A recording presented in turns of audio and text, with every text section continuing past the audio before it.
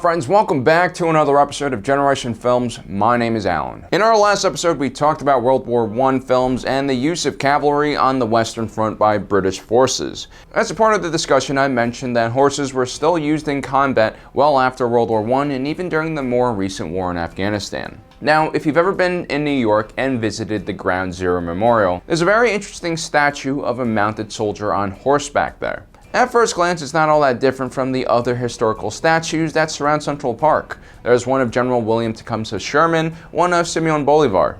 But upon a closer inspection of this statue at Ground Zero, you can see that the soldier is wearing a boonie hat, along with a tactical chest rig, and he's not carrying a saber, but an M4. Now, you might be wondering to yourself, why is this relatively modern-looking soldier on horseback? Is the horse symbolic for something? Is this some kind of artistic interpretation of how heroic our armed forces are? Would the US modern military actually deploy soldiers on horseback? The movie 12 Strong follows the real-life story of some of the first American soldiers to land in Afghanistan after 9/11, and it's based on the book Horse Soldiers. About a month after the attack on the World Trade Center, Operational Detachment Alpha 595 of the 5th Special Forces Group was deployed to Afghanistan. The 5th Special Forces Group is a part of the US Army Special Forces, more commonly known as the Green Berets. Their initial task was to support search and rescue missions for the air war that the US was conducting in Afghanistan. But quickly, ODA 595, along with another team, were assigned to Task Force Dagger, which main mission was to support Northern Alliance Mujahideen in the operation against the Taliban and Al-Qaeda forces in northern Afghanistan.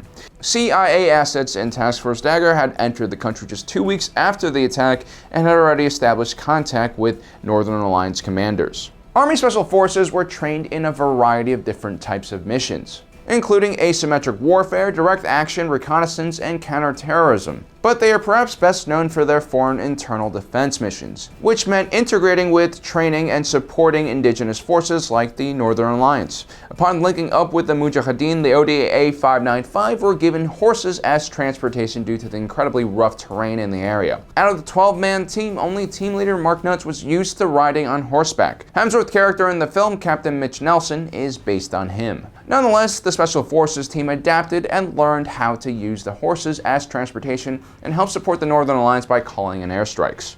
And they really needed it because, as portrayed in the film, the Northern Alliance was completely outgunned by the Taliban forces in the area. For one, they were usually outnumbered. Most warlords, commanders, had a small core group of paid soldiers, but the majority of their forces were made up of part-time militia who just weren't all that dependable. Meanwhile, the jihadists had taken control over most of the war material the Soviets had left behind after their failed invasion of Afghanistan 2 decades earlier. So they not only had numbers on their side, but superior firepower. So the Northern Alliance fighters and the US Special Forces depended on mobility and airstrikes in order to stay ahead of the Taliban. This is starting to really remind me of the whole T.E. Lawrence story. You know, a British officer fighting with Arab rebels on horseback against the Ottoman Empire with their superior numbers and firepower. Anyway, the real question that a lot of you guys probably have is, did these US Special Forces actually fight on horseback? Did they actually charge the enemy on horseback while using their weapons like they did in the film? For the most part, ODA 595, just like their Northern Alliance allies, used the horses mainly for transport from one area to another. But in a few occasions, they actually did ride into combat on horseback. On the way to capture the city of Mazar-e-Sharif, the main goal of this entire operation, Northern Alliance forces attacked heavily entrenched Taliban forces in the village of Bishkab. Jihadist forces were heavily entrenched on top of a hill, with the nearby hill occupied by armored vehicles. The Northern Alliance forces were made up of 1,500 cavalry and 1,500 infantry. They had to cross an open plain that was more than a mile long and was broken up by 7 different ridges, which gave a little bit of cover. As they advanced, members of the US Special Forces called out airstrikes on enemy defensive positions. Although the Northern Alliance fighters on horseback suffered heavy casualties, they eventually made it to one of these ridges, dismounted, and then provided cover fire for the next wave of cavalry. The second wave of horsemen were able to break through the Taliban enemy lines, causing the Taliban to rout. The next day, the Northern Alliance and the US Special Forces encountered the Taliban in a place called Kobaki. It was during this battle that US Special Forces reportedly rode into battle on horseback alongside their Northern Alliance allies. Now, the film has been called relatively accurate in portraying the experiences of the members of the ODA 595. The US DoD helped assist make the film, and therefore all the aircraft are quite accurately portrayed as well. But many of the events in the film, besides the Tangi Pass airstrike scene and the taking of Mazar-e-Sharif, are fictionalized.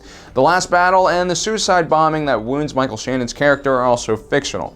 I, for one, also highly doubt that Northern Alliance fighters, along with US Special Forces, actually rode their horses right at the enemy and then fired at them at point-blank ranges, like we see many times in the film.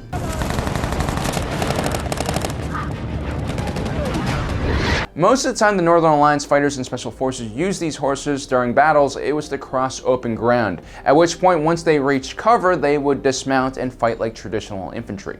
Another thing about combat in Afghanistan was that it was usually fought at extremely long distances. That's why the Northern Alliance are using horses in the first place. And also, based on their own experiences in Afghanistan, some of the US Marine Corps are now pushing to replace the M4 with a much longer barreled M27 IAR for this same reason. We're not saying that US Special Forces and Northern Alliance fighters didn't fire their guns while on horseback. They most likely did. But scenes like this where Chris Hemsworth is charging straight at tanks firing his machine gun are probably highly dramatized.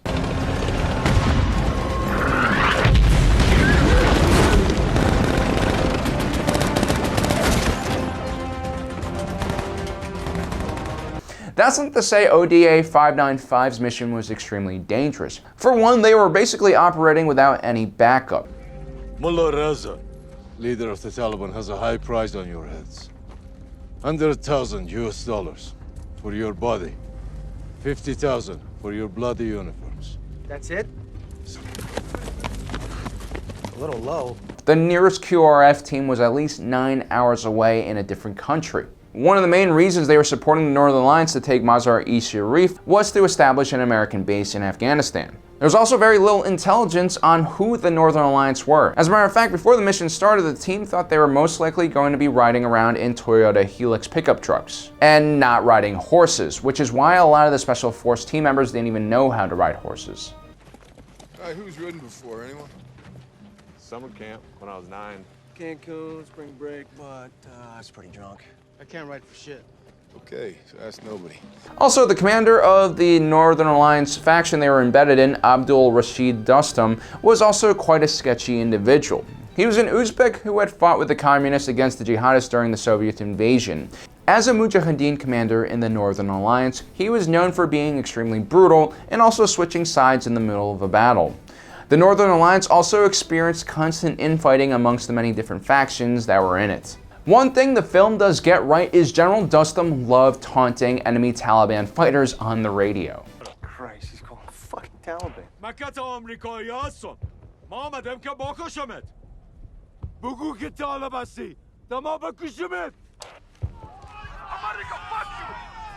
Mullah Raza.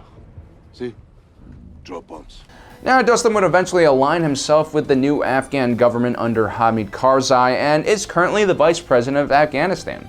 He recently escaped the suicide bombing at the Kabul airport. He's also under investigation for many human rights abuses. His forces have been accused of everything from looting, raping, to executing civilians. Most of his crimes were reportedly carried out against pro-Taliban villages or the Taliban themselves. And more famously, men under his command were responsible for the Dash-e-Leli massacre, where an estimated 2,000 Taliban prisoners were shot or suffocated in metal containers while being transferred from prison to prison.